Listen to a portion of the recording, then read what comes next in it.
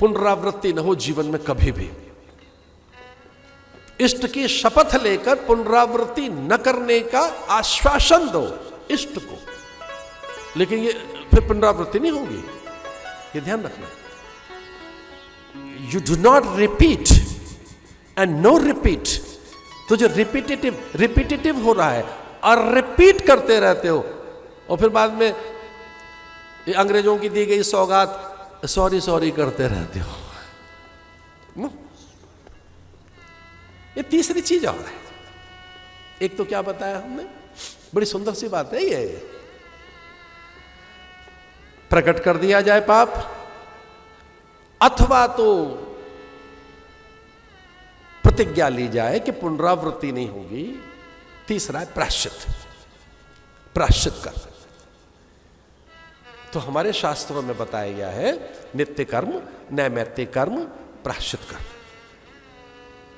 जो हमारे कर्म बताए गए, नित्य कर्म, नैमित्तिक कर्म के साथ साथ प्रायश्चित कर्म भी बताया गया है कि कोई भूल हमसे हो गई है तो उसका प्रायश्चित कर्म भी किया जाना चाहिए।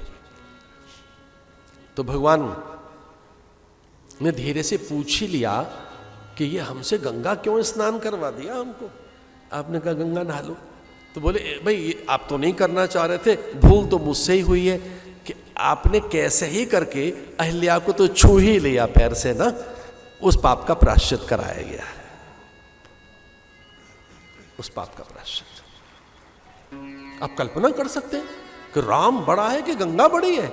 तो कभी कभी किसी प्रसंग में देवता बड़ा होता है, किसी प्रसंग में कोई ग्रह बड़ा है, नक्षत्र बड़ा है, किसी प्रसंग में कभी कोई और चीज का अनुशासन मान्य हमको होना चाहिए।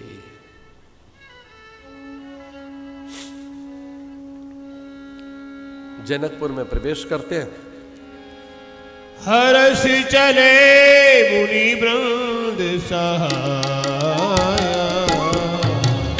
हर्ष चले मुनि वृंद सहाया, वेग विदेह नगर गिराया, वेग विदेह नगर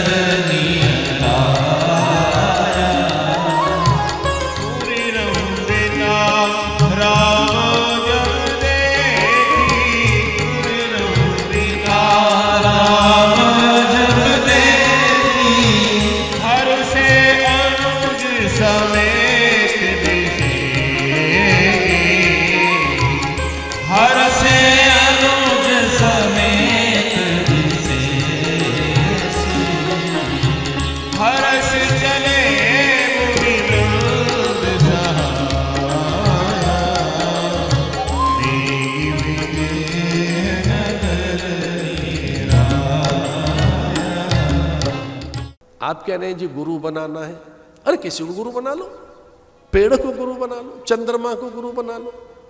दत्त ने तो ऐसा ही किया, सूर्य को गुरु बनाया, चंद्र को गुरु बनाया। दत्त ने तो यही सोचा कि कैसे नहीं बना सकते, अग्नि को ही गुरु बना लिया। सत्यकाम जाबाला के प्रसंग में यही तो हुआ, सत्यकाम के प्रसंग में कि उनको अग्नि ने, पंछी ने सब बता दिया था, लेकिन उन्होंने कहा सभी ने सब कुछ मुझे बता दिया हो, फिर भी मैं तो अपने गुरु की ही बात मानूंगा, गुरु तो मेरे गुरु ही रहेंगे। एक ये आदर भी होना चाहिए, सबसे सब सीख लो, सब जान लो, पर गुरुजनों के प्रति आदर में अभाव नहीं होना चाहिए। ये सत्यकाम के प्रसंग में आता है कि जब सत्यकाम को धर्म का बोध हो गया, सत्य का भी बोध हो गया, तब उन्होंने कहा अंतिम पाद का उपदेश मेरे गुरु ही देंगे और किसी से नहीं लूंगा।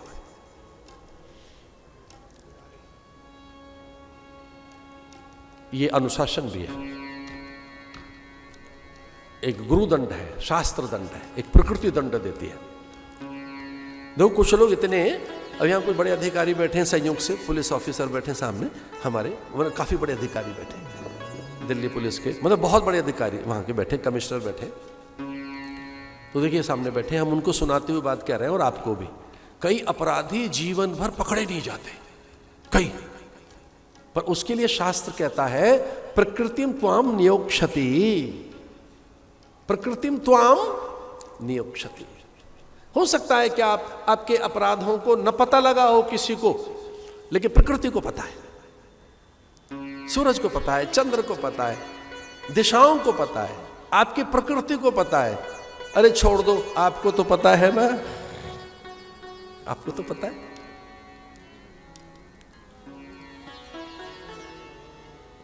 तो उसके लिए 3 विधान बताए। एक तो प्रायश्चित बताया, क्या प्रायश्चित कर लें, और प्रायश्चित कैसे होगा? अपराध का प्रकटीकरण कर दो, अपराध को प्रकट कर दो, माता पिता के सामने, गुरुजनों के सामने, शास्त्रों के सामने, जो ज्येष्ठ जन है उनके सामने, उसकी निवृत्ति हो गई। अपराध को क्या कर दो? प्रकट कर दो, ये हमसे अपराध हो गया। दूसरा है